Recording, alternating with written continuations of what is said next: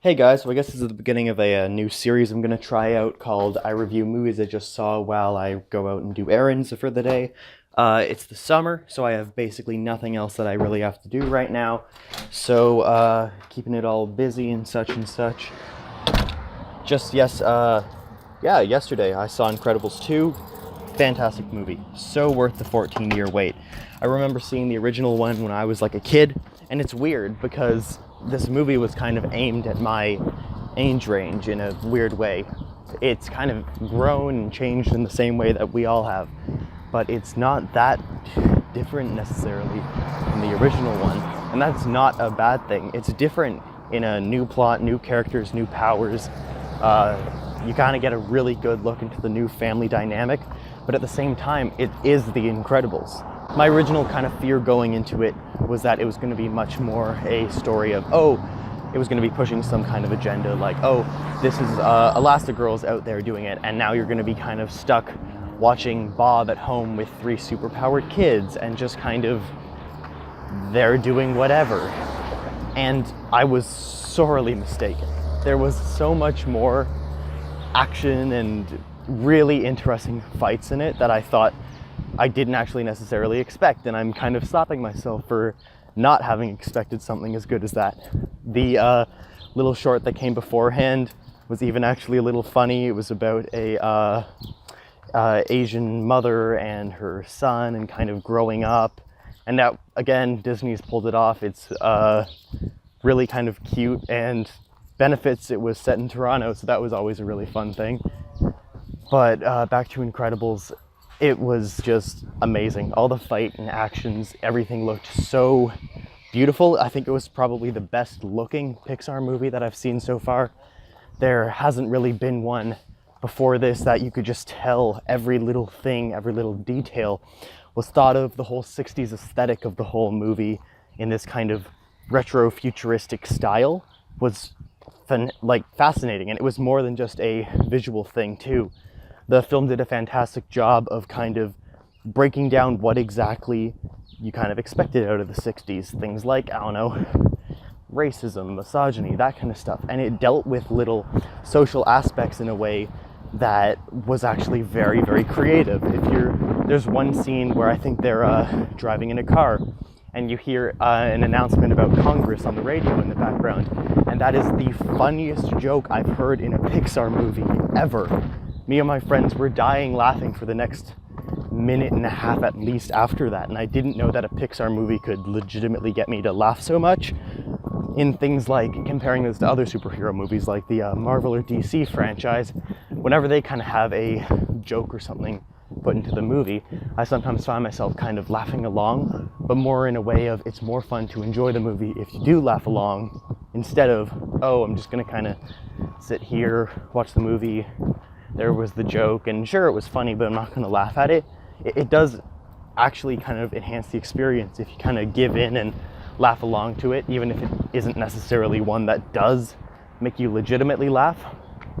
But this movie, man, this movie actually got me to just bawl my eyes out, like at least a dozen jokes. There was so many funny moments in it that you're just kind of like, how did they get away with that? That was so smart for a kid's movie. It also kind of made me realize that looking back at old Pixar movies, like I watched the original Incredibles just before we saw the new one, there's an entire different layer there that was always there, and it's incredible because I never really realized that until I was of the age that it kind of applied to me. So being able to kind of hear all of those different jokes that definitely a lot of the kids in the theater didn't get. In fact, my friends were kind of joking on our way in that, this movie isn't for you, this is our movie, why are you kids here? But I absolutely recommend it.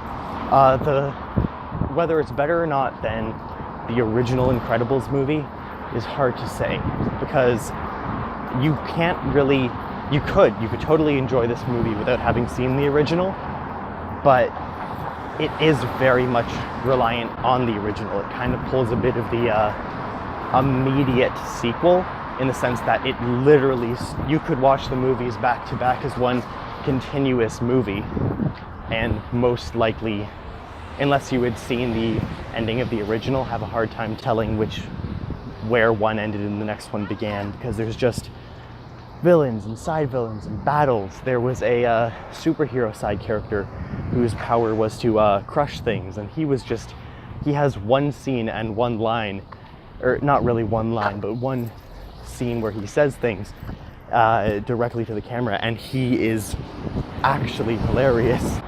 There's an intense fight between Jack and a raccoon that has marveled almost anything that Marvel has ever done.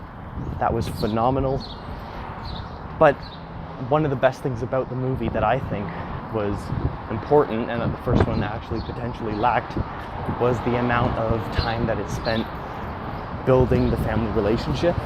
And there's this fantastic feeling of, oh, you're actually watching a family grow and change, and you're seeing this family age together, and everyone felt exactly like they were supposed to. The ending scene of the movie felt like a legitimate family in a weird sense. There's the angsty teen daughter who hates but really cares for her annoying little brother. There's the somewhat protective dad who at the end of the day just wants his best for his daughter. There's the mom who's trying to kind of not calm down the dad, but get him to not intimidate someone as much. And then there was the baby who they've done this trope before in movies where it's, oh, the baby that can do things that push the limits of what someone at that age could actually do. But the way that they pulled off Jack in this was actually fantastic. They didn't make him too smart, like to the point of stupidity, like, I don't know, Boss Baby or the Super Babies movie series, that kind of stuff. But he had the perfect amount of personality where you could tell that he was starting to kind of get a little bit of a feel for how the world worked. Edna's back. Oh my God, Edna's back. That was probably one of the biggest calling things that made me want to see this movie so badly. It's an exciting thrill ride through the last 14 years, and you can tell that it was 14 years well spent. The screenslaver, the new villain, is kind of interesting. It was a very... I liked how it was kind of a... Sinestro's the better villain, that's just what I'm saying. But he was better in the sense that there was a more deep-seated kind of grudge, and they tried to pull that off much better with the screenslaver, but it didn't actually necessarily work out. They did give them some backstory and kind of a reason as to why they were acting the way they did. They were very kind of anti-superhero, and they're trying to keep the superheroes out of the public eye, keep them illegal to exist. But there's this definite kind of intimidation and an amazing fight scene that was ridiculously intense, where Elastigirl's kind of finding where he's hiding out, tries to kind of sneak in, and just out of the corner of your eye, you're not really sure if it's there, but if you look, you're like, oh God, something's right there. I loved the movie.